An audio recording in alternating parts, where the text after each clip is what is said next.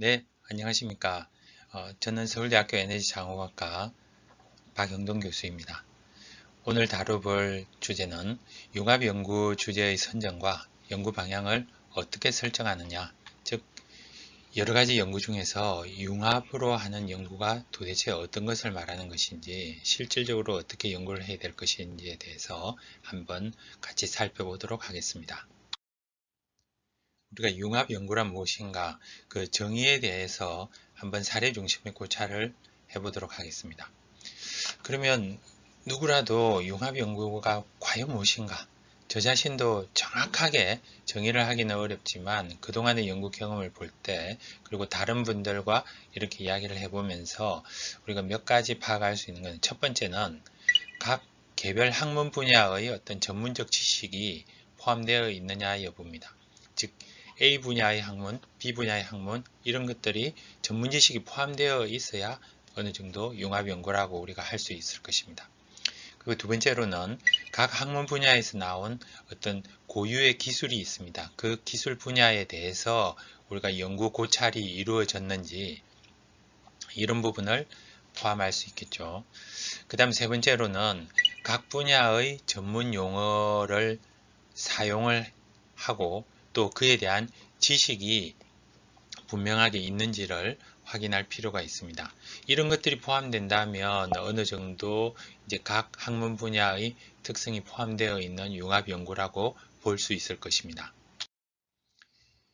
한 예를 들어 보겠습니다. 이제 이 연구는 다분히 생물학적 관찰 분석입니다. 1995년 네이처지에 실린 이제 논문에서 하나 그 예를 가져왔는데요. 이제 꿀벌하고 말벌 사이의 관계에 대한 이야기입니다. 이 논문에 따르면 여러분들이 이제 뭐 얼마든지 구글에서 찾아볼 수 있는 논문입니다. 제가 사진이나 이런 것들을 생략을 했는데요. 스스로 찾아보시면 좋겠습니다. 그래서 유럽에서 관찰한 바로는 꿀벌과 말벌이 보통 이제 싸우게 되면 말벌 한 마리가 꿀벌 막 40마리 이상 이렇게 살상도 가능하고, 말벌이 몇 마리가 떼지어 다니면서 20에서 30마리가 한 3시간 동안 꿀벌을 3만 마리 이상을 살상하는 이런 경우도 있습니다. 근데 이제 저자는 일본의 꿀벌과 말벌의 전투를 예를 들면서 꿀벌 한 500마리 정도가 말벌이 나타나면 얘네들이 이제 어떤 공의 모양으로 군집작용을 해가지고 그 속에 이제 말벌이 사망하는 그런 게 관찰이 되었다는 겁니다. 그래서 막 뜯겨나가고 이러지도 않았는데 말벌이 그냥 죽은 채로 발견이 된다 이거죠. 이에 대해서 이제 연구를 한 것입니다. 그래서 다분히 이것은 이제 생물학적인 관찰과 분석이 필요해서 보다 보니까 이제 벌들은 온도하고 관계가 있다. 온도에 따라서 벌들이 죽을 수 있다. 그래서 치명적인 온도 범위가 뭐냐? 말벌 같은 경우 관찰을 해보니까 한 44에서 46도 정도가 치명적이고, 꿀벌의 경우에는 조금 더 온도를 더 견딜 수 있습니다. 그래서 48도에서 50도씨 정도인데, 이 부분에 대해서 이제 말벌하고 꿀벌들과의 어떤 전투 상황에서 전투가 끝나는 과정까지를 이제 온도를 정확히 열적외선 카메라 가지고 비접촉식으로 측정을 한 것입니다. 그렇게 해서 보니까 이 말벌이 나타났을 때 꿀벌들이 공 모양으로 뭉쳐가지고 날개를 비벼가지고 온도를 47도까지 정확히 끌어올리니까 말벌은 죽게 되고 꿀벌은 죽기 직전의 온도이기 때문에 살 수 있었던 겁니다. 자, 이런 연구 같은 경우는 다분히 대상도 벌에 대한 것이고, 즉 생물인 거죠. 그리고 그 생물학적 관찰을 통해서 뭐 약간의 온도 측정, 그렇다고 이게 온도 측정은 생물학에서도 하는 거니까 여전히 생물학적인 건데, 이제 여기에 열적외선 카메라라는 이제 새로운 기술이 쓰였다는 거죠. 과거에는 이제 직접 온도 가지고 측정해 볼 이런 생각들을 할 수가 없었는데 이제 비접촉식으로 이게 가능했기 때문에 이런 새로운 기술들, 즉 공학적 기술을 융합할 수 있다. 그래서 이 부분이 이제 융합 연구일까 아닐까? 어떻게 보면 융합 연구일 수도 있고, 어떻게 보면 또 단순히 기술만 차용한 거일 수도 있는 겁니다. 자, 그런데 이제 조금 더 우리가 보다 본격적으로 융합 연구다라고 할 수 있는 거 보려면 우리 일상생활의 모든 문제가 사실은 융합입니다. 그래서 예를 들면 자동차 같은 경우 모든 학문, 이 과학의 어떤 기술들이 집합체로서 자동차가 굴러갈 수 있는 겁니다.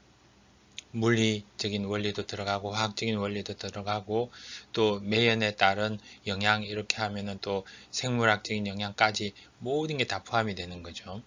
그 다음에 에너지의 경우에도 물리화학, 생물, 지구화학 그리고 수학이나 컴퓨터 기술까지 모든 것들이 융합이 되어서 이루어지는 겁니다.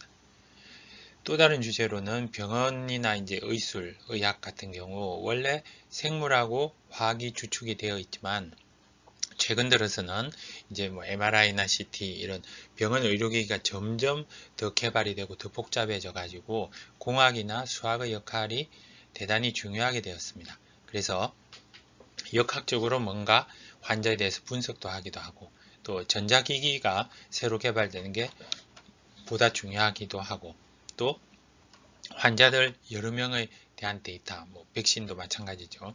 이런 빅데이터 분석이 이제 필요한 경우도 있고 또 이러한 어떤 기기들을 다루는 소프트웨어 같은 것들이 대단히 중요하게 되는 겁니다. 그래서 과거와는 달리 이제 병원과 의술이라는 부분도 대단히 이제 타 분야의 학문적 지식과 기술이 필요한 그런 융합적인 것으로서 거듭나고 있다는 겁니다. 그 다음 제약. 과거부터 이건 화학적 제조 공정입니다. 그러나 이제 이게 생물체, 생명체에 대한 반응이 중요하고 또 의학적인 종합적인 분석이 필요한 거기 때문에 이런 제약조차도 그냥 단순히 화학적으로 제조하면 끝난다 이것이 아니라 대단히 융합적인 분야인 겁니다. 자, 그러면 조금 다른 영역 같지만 음악, 미술, 영화, 연극과 같은 이런 예술 분야에 있어서도 그 자체가 별도의 어떤 분야인 것 같지만 사실은 과학이라는 것도 들어가고 예를 들면 음향학이라든지 이런 것도 들어가게 되고요. 또 미술 같은 경우도 사람이 눈으로 어떤 보는 반응이 중요하기 때문에 이런 어떤 시각적인 반응과 사람의 어떤 심리적인 것 이런 모든 것들이 결합돼서 융합이 되는 즉 일상생활의 이런 모든 문제가 사실은 융합 속에 들어있다는 것을 생각해 볼 필요가 있습니다. 자, 융합의 이제 조금 단순한 어떤 과정을 한번 보겠습니다. 이 경우 이제 각각의 어떤 연구 과정을 결합하고 해석하는 형태로서 단순 혼합한 첫 번째 사례를 보겠습니다. 예를 들면 생물 개체수의 관찰을 지수 그래프로 이제 표현을 하고 이걸 뭐 미분식으로 속도를 계산했다. 그냥 제가 단순히 예를 든 겁니다. 그러면 이제 생물학하고 수학의 융합이라고 볼 수도 있는데 이제 우리가 융합이라고 할 때는 단순한 결합보다 혼합보다는 각각에 대한 고찰이 들어갈 필요가 있다는 거죠. 자, 두 번째 사례는 이제 나무 종류에 따라서 뿌리를 채취합니다. 자, 여기까지만 보면 생물학이죠. 그런데 그 뿌리에 이제 들어있는 화학 성분을 분석하고 이것이 생물의 성장하고 혹은 생물이 이제 점점 시들어가는 거하고 어떤 관계가 있느냐 뭐 이런 것들을 따지고 본다면 이제 각각의 연구 고찰이 들어가기 때문에 융합이라고 볼 수 있겠죠. 그 다음 세 번째 사례로는 이제 건물의 형태에 따라서 바람이 어떻게 변하느냐 이제 높은 빌딩이 있을 때 아니면 도심지에 이제 건물들이 빽빽하게 들었을 때 그리고 일반 주택과 복합적인 게 섞여 있을 때 이때 보면 물리학적인 지식도 포함이 되지만 이제 유체역학과 같은 이런 공학적 지식이 융합이 되고 이제 각각의 연구 고찰을 할 때 새로운 어떤 관측 장비도 있어야 되고 컴퓨터 시뮬레이션도 있어야 된다든지 그래서 전통적인 어떤 물리학 지식 더하기 새로운 어떤 기술이 융합하는 이런 형태로도 볼 수가 있습니다. 그 다음에 이제 조금 더 들어가게 되면은 이제 독립된 학문 분야끼리 융합이 되는 형태입니다. 대표적인 케이스가 요즘 이제 많이 집중이 되고 있는 생체 모방 기술입니다. 이건 이제 생물학적인 충분한 연구 고찰 더하기 그걸 이제 물리적인 원리를 파악을 하는 게 들어가고 그다음 공학적으로 이제 재현해내는 구현해내는 이런 것들이 복합이 되어 있는 다분히 이제 융합적인 요소가 포함되어 있는 것입니다. 그 다음에 이걸 이제 조금 더 쪼개서 본다면 그러면 이제 생물학, 물리, 공학이 그냥 단순히 붙어 있다 이것만 가지고는 융합이라고 하기는 조금 애매한데 이제 생물학 속에서도 연구 고찰이 들어가야 됩니다. 그래서 각 생물 종류 또는 생물 조직에 대한 뭐 근육 조직이라든지 이런 것에 대한 기본 지식뿐만 아니라 이제 독립적인 창의적인 연구 분석이 들어가야 된다는 겁니다. 그리고 이것만 보면 이제 생물학인데 여기에 물리나 공학적 지식이 결합이 돼 가지고 각각의 역학적 기능, 예를 들어서 뭐 메뚜기의 날개, 참새의 날개, 날개의 기능이 어떻게 역학적으로 연관이 되는가, 그게 생물 종류나 생물 조직하고 어떻게 차이점이 있는지, 그리고 연구 분석하고 이걸 이제 공학적으로 또 구현한다든지 이런 식으로 할 때 이제 독자적인 독립된 학문 분야 하나하나 굵직한 학문 분야끼리의 어떤 융합이 들어가는 것입니다. 자, 코로나 대응 같은 경우도 요즘 이제 작년부터 중요한 연구 주제가 되고 있습니다. 그래서 이건 이제 다분히 생물학 더하기 화학으로서 지금 이제 이 바이러스에 대해서 우리가 어떻게 이제 대처를 해야 될 건지, 즉 바이러스 자체에 대한 이해와 분석은 이제 생물학적인 그런 연구 고찰이 들어가는 거고요. 이에 따라서 이제 마스크를 어떻게 만들 것인지, 이제 그런 거는 약간 물리적인 기능도 있고 또 살균 소독제 같은 거는 이제 화학적인 영역도 있는 거죠. 이런 식으로 이제 어떤 실제 생활이 이런 융합적인 분야로서 얼마든지 연구 고찰이 될 수 있다는 겁니다. 조금 더 또 다른 관점에서 보면 거대하게 학문 분야끼리 융합을 하지 않더라도 관찰 기법이 서로 다른 종류가 섞여 있다든지 분석 기법이 섞여 있을 경우를 볼 수 있습니다. 예를 들어서 화학, 컴퓨터공학, 수학이 한 융합된 사례를 생각해 보겠습니다. 이제 시약끼리 화학 반응 실험을 하게 되면 뭐 A하고 B를 반응했을 때 어떻게 되느냐, 이건 다분히 뭐 C와 D가 형성이 된다 이러면 그거 자체는 이제 화학적인 거죠. 그런데 이때 컴퓨터 공학의 기술을 빌어가지고 이제 디지털 카메라로 영상 처리를 해서 시약이 퍼져나가는 모습을 이제 관찰을 하는데, 이때 단순한 관찰이 아니라 여기 연구 고찰이 들어가는 겁니다. 그래서 영상 처리를 컴퓨터 소프트웨어 가지고 좀 더 새로운 알고리즘으로 했을 때 좀 더 좋다라든지, 아니면 어떻게 처리를 할때 이 시약이 퍼져나가는 모습을 좀 더 잘 잡을 수 있는지, 그러한 이제 관찰이 필요하다는 거죠. 그 다음에 이제 수학적으로는 시간이 경과함에 따라서 퍼져나가는 모습을 수식으로 표현하고 얘를 그냥 시간으로 표현하면 끝 이러면 수학이 그냥 사용되었지 수학이 어떻게 연구 고찰이 됐다고는 할 수 없죠. 그래서 이때 이제 어떤 확산식을 쓰면 좋을지, 통계적으로 어떤 걸 추정하면 좋을지, 이런 이제 별도의 연구 고찰이 들어가서 종합적으로 해석을 할 때 이 모든 기술들과 기법들이 융합이 되어서, 예를 들면 시약 종류에 따라서 영상 처리 기법을 어떤 걸 선택하면 좋을지, 이걸 하려면 이제 결국 화학 반응에 대한 지식도 있어야 되고 또 영상 처리에 대한 그런 지식도 있어야 되는 거죠. 그래서 이런 연구 고찰들을 해볼 수 있습니다. 또 다른 혼합은 이제 예를 들어서 생물학적인 관찰에서 우리 단거리 달리기, 장거리 달리기를 비교 분석하겠다. 근데 이제 근육이 왜 필요하게 되느냐? 이건 다분히 이제 생물학적으로 알려져 있는 지식이고 조금 더 고찰을 할 수 있겠죠. 그래서 뭐 이제 한 학급에 친구들이 있을 때 뭐 키 큰 학생부터 키 작은 학생까지 키에 따라서 근육의 피로 과정이 있는 건지, 뭐 달리기 시간 경과에 따라서 피로 과정이 다른 건지, 이런 관찰도 이제 충분히 하면서 동시에 이게 융합이 되려면 이제 뭐 피부에 부착하는 그런 센서를 부착을 해가지고 이런 어떤 피로 과정하고 뭐 근육의 어떤 움직임하고 연결을 시킬 건지, 근데 이때도 측정만 했다면 그냥 공학적인 기술을 이용만 하는 건데, 융합적 연구가 되려면 이런 데이터 처리 기술을 연구하고 혹은 어떤 센서를 어디에 갖다 붙이는 것이 가장 좋은지, 이런 연구 고찰이 독립적으로 들어가는 게 필요하다는 겁니다. 그래서 종합을 해석을 할 때 예를 들면 달리기 자세하고 근육의 작동 기능을 고려해서 데이터를 우리가 어떻게 해석할 것인가, 이런 게 이제 다분히 융합적인 연구인 거고요. 또 운동 종류에 따라서 최적합 센서를 어떤 걸 결정할 거냐, 이러려면 운동 종류에 따라서 생물학적으로 어떤 근육이 관계가 되는지도 알아야 될 것이고, 또 표면에서 이 센서가 어떤 게 좋은 것인지, 데이터는 어떻게 처리할지, 이런 것들이 융합적으로 고찰이 될 수 있는 겁니다. 그 다음에 이제 현상 자체가 다분히 복합적인 현상이 있을 수 있습니다.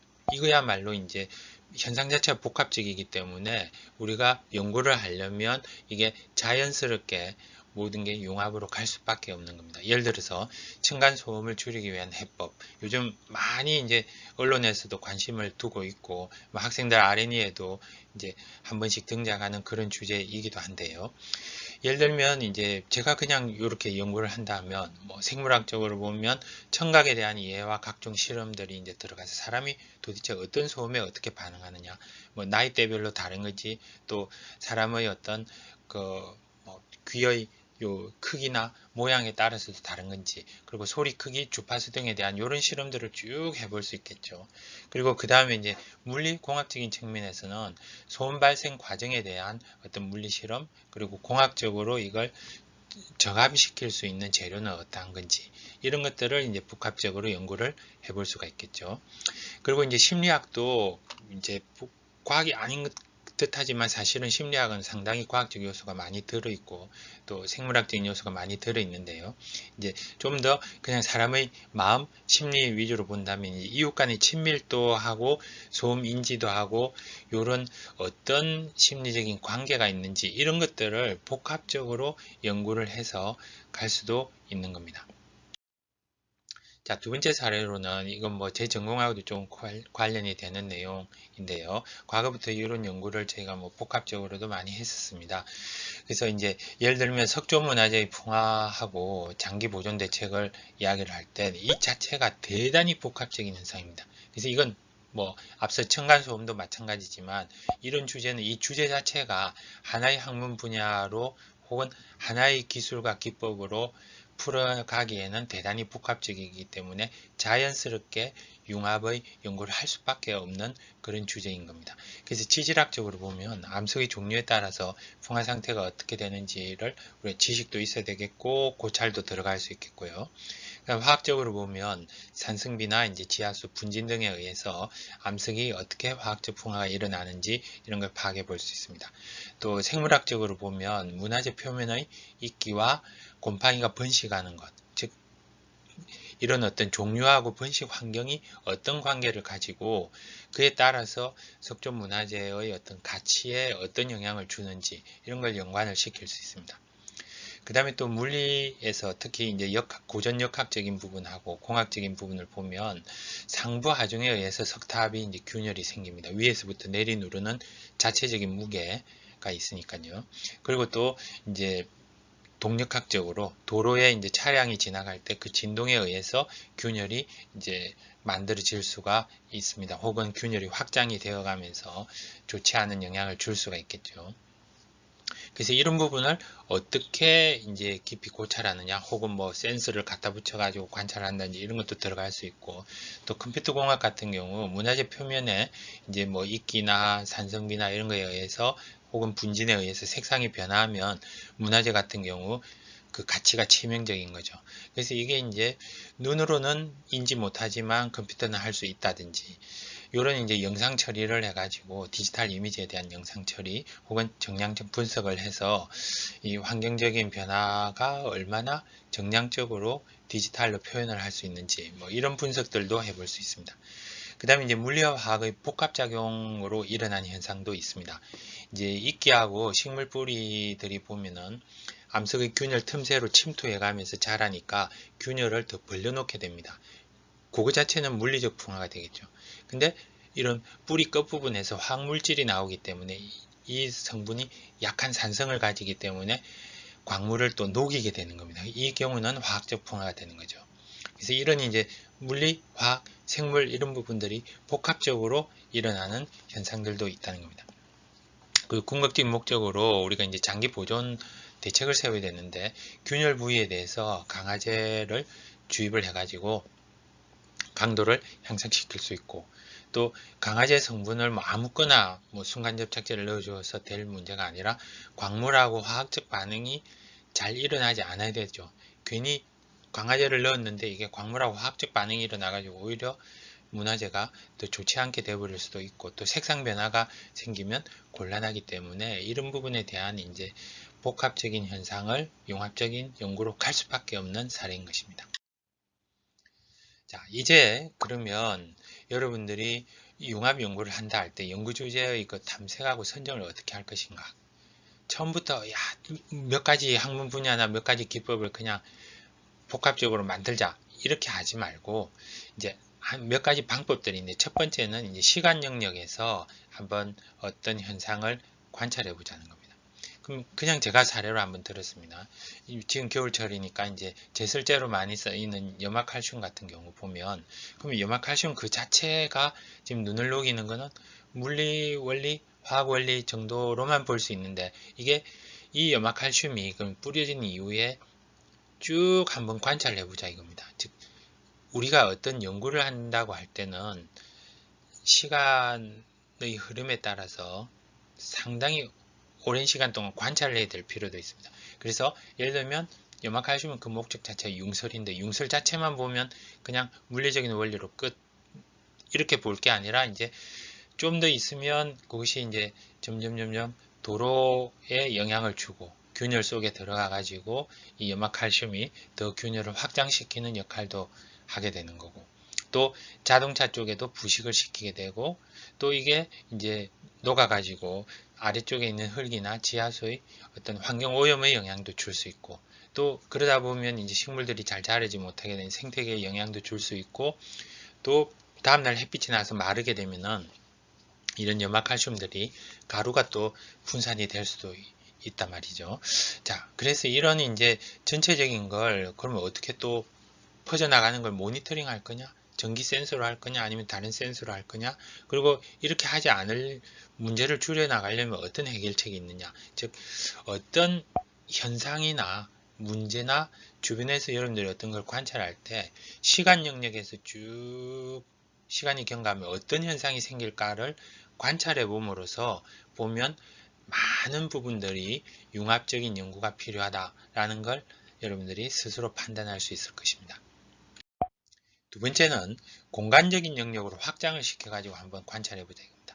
자, 자동차 타이어 이것만 가지고도 연구를 하려면 자동차 타이어가 어떤 도로 표면에서 어떻게 마모가 되느냐, 또 수명은 어떻게 되느냐, 또 뭐 타이어의 어떤 처음부터 만들어져 가지고 타이어가 이제 폐타이어가 되기까지 환경적 영향은 뭐냐, 이런 것들을 각각 독립 주제로 연구는 할 수가 있는데, 한번 이걸 또 시간 영역이 아니라 이번에는 공간 영역에서 한번 보자는 겁니다. 자, 타이어가 일단 도로면하고 마찰력을 이용해 가지고 되는데, 자, 이때 자동차 근처의 그 공간에서만 보면 타이어가 마모되고 속도하고 관계를 연구를 할 수 있겠죠. 근데 이게 이제 운전자하고 운전자의 습관하고 자동차 타이어 마모하고도 또 관계가 있는지, 그리고 도로 표면, 노면이라고 하죠. 그거 역할이 또 어떻게 되는 건지, 또 비가 올 때는 좀 더 마모가 다르게 일어나는지. 여기까지는 거의 자동차 주변의 바로 그 공간인데, 문제는 이제 자동차 이동을 하기 때문에 다른 공간으로 들어간다는 거죠. 그리고 또 반대로 도로 표면에 달아서 이제 가루가 되어 있는 이 고무 타이어의 가루 같은 경우도 가만 그 자리에 있는 게 아니라 바람에 의해서 움직이게 되는 거죠. 그러면 얘네들이 공간적 이동을 거쳐서 기상 조건하고 영향을 받아가지고 도대체 어디로 가느냐, 공간 영역까지 펼쳐지는, 예를 들어서 이런 연구를 하게 되면 자연스럽게 많은 요소들이 물리뿐만 아니라 기상 이런 부분까지 융합적으로 연구가 들어갈 수가 있다라는 거죠. 자, 그 다음에 또 여러분들이 이제 연구 주제를 이제 탐색하고 선정할 때 세 번째 요소로서 좀 생각해 볼 부분은, 일상생활 가운데 여러분들이 특히 이 융합 주제는 다른 주제와 달리 일상생활의 불편함을 여러분들이 분석해 보면 대부분의 문제는 복합적으로 되어 있고, 즉 개별 과학 지식하고 기술을 이용한 개별적인 연구를 하고 그게 종합적으로 해석이 돼야 될 부분들이 많습니다. 그래서 여러분들이 주변을 보고 학교 생활에서 내가 평소 때 느꼈던 불편함, 그걸 해결하려고 혹은 그 문제점이 무엇인지를 연구 고찰을 하다 보면 자연스럽게 융합적인 연구가 되게 되고요. 또 병원 같은 데 가서 환자들이 무엇을 불편하게 느끼는지를 보다 보면은 자연스럽게 융합적인 어떤 연구 고찰이 진행이 될 겁니다. 마찬가지로 의료진들이 불편함을 느끼는 것도 생각을 해볼 수 있고요. 그 다음에 일상생활 가운데 예를 들면 쓰레기 수거하는 그 불편함을 여러 관점에서 앞서 말씀드린 시간 영역, 공간 영역, 그리고 여기에 관련된 사람들의 모든 관점에서 쪼개서 나누다 보면은 이게 융합적인 부분들이 많이 있습니다. 그래서 여러분들이 사회적 이슈, 뉴스 같은 데 보면서 우리의 과학적 지식을 기반으로 좀 더 충분히 체험 관찰을 하면 좋겠습니다. 그래서 그냥 이거 연구 갖다 붙이자 이게 아니라 충분한 시간을 두고 체험 관찰을 해가지고 그 다음에 거기서 해결을 해 나가려면 내가 개별 학문 분야별로 쪼개서 해야 되겠다. 자연스럽게 답이 나올 겁니다. 그 다음 자연에 대해서 여러분들이 관찰을 아주 집중을 하다 보면은 나올 수 있는 게 있습니다. 예를 들면 복합 현상을 개별 학문 분야로 이제 분해해서 연구하게 되는데 대표적인 게 여름철 홍수하고 산사태로 인해서 인명 피해가 생기게 됩니다. 그러면 이제 원인을 분석하고 해결책을 제시해야 되는데 이게 이제 기후변화로 인한 자연현상도 있지만 또 사회현상하고 연관도 되는 겁니다. 다분히 복합현상이기 때문에 자연스럽게 이 문제를 해결하려다 보면은 융합적인 연구가 들어가게 됩니다. 그래서 여러분들이 이제 나 불편한 거 없는데 이러면 다른 사람이 불편함을 느끼는 게 무엇인지를 찾아보기 바랍니다. 그래서 뉴스를 좀 보면서 최근의 시사 문제, 핫이슈 문제, 그래서 국내외의 뉴스를 탐색해 가지고 새로운 기술이 등장했는데 그 기술을 적용하려다 보니까 이제 어떤 융합적인 게 필요한지 혹은 소외계층에 대한 어떤 불편하고 어려운 문제들을 해결하려다 보면은 자연스럽게 융합적인 연구가 됩니다. 예를 들어서 뭐 화재가 일어났다. 이걸 어떻게 해결하냐 하면 융합적인 요소들이 다분히 들어있고 이런 걸 이제 관련된 그 R&D 주제 같은 것들도 한 번씩 등장하는 걸 봤습니다. 그 다음 먹방 요즘 유행이죠, 그죠? 근데 이 부분에 대해서 한번 여러분들 융합적으로 뭔가를 끌어낼 수 없을지 한번 생각해 보시기 바라고요. 전동 킥보드 한 번씩 타고 다니는 학생들 대학교에 많습니다. 근데 이게 어떻게 방치되고 또 어떻게 충전되고 이게 어떻게 운영되고 있는가 종합적으로 접근을 하다 보면 융합적인 연구가 할 부분들이 충분히 있다고 생각됩니다. 음주운전도 마찬가지고 횡단보도에서의 어떤 교통사고 관점 그리고 관찰이 잘 되고 사고를 줄이는 방법 여러 가지를 여러분들이 이런 이슈가 되는 부분들을 들여다보기 시작하면 여러 가지 융합적인 연구를 할 부분들이 충분히 많이 있습니다. 자, 여러분들이 창의적으로 융합적인 어떤 연구를 하기 위해서는 이제 결론적으로 우리가 속한 사회 속에서 일어나는 문제를 분석하고 해결해 보고자 한번 그런 관점을 가지면 좋겠고요. 사회 속에 들어있는 나의 시각을 넓히는 계기가 되리라 봅니다. 그래서 다분히 인문학적인 지식, 사회의 관점, 그리고 과거로 돌아가는 어떤 역사와의 만남이 자연스럽게 여러분들한테 이루어지면 융합적인 연구가 될 것이고요. 모든 연구 활동은 사실 인류의 유익을 위한 겁니다. 이러다 보면 자연스럽게 융합적인 고찰들이 많이 나오게 됩니다. 우리 이제 이 R&D, 특히 융합적인 연구의 최종적인 목표는 결국 여러분들이 대학에서의 어떤 학문 활동을 위해서 가치관이 형성되는데 엄청 좋은 기여를 할 것 같습니다. 그리고 무엇보다도 여러분들이 진로를 결정하는 데 있어서 중요한 계기가 되리라 생각이 됩니다.